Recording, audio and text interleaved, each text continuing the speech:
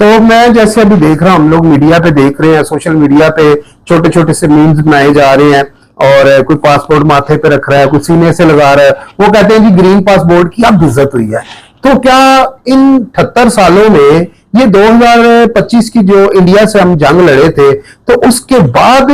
ये कह लें कि जो ग्रीन पासपोर्ट की वैल्यू हुई है, या अब ग्रीन पासपोर्ट की वैल्यू हुई है, जब से वो कहते हैं कि ये जोड़ी मिल गई है, हाफिज साहब की और मियां साहब की ये जोड़ी जब से मिली है, तो इस जोड़ी ने पूरी दुनिया में तहलका मचाई हुई है। तो ऐसा कुछ आपके पास उधर होता है ऐसा कि लोग ऐसे मीम्स बनाते हो, खुश होते हो, ग्रीन पासपोर्ट सीरियस लगाते हो, माथे पे रखते हो, टिकटॉक बनाते हो? देखिए, जहां तक ताल्लुक है मीम्स बनाने का, तो दुनिया की हर कंट्री में लोग ऐसे पाए जाते हैं जो क्रिएटिव भी होते हैं, अपनी क्रिएटिविटी के जरिए अपना या तो एंगर शो करते हैं, मतलब किसी के पास जो प्लेटफॉर्म है वो उसमें इस्तेमाल करता है, या तो वो अपने हुकूमत से मोहब्बत, इजहार मोहब्बत के लिए, इजहार मोहब्बत, या उसके जो है वो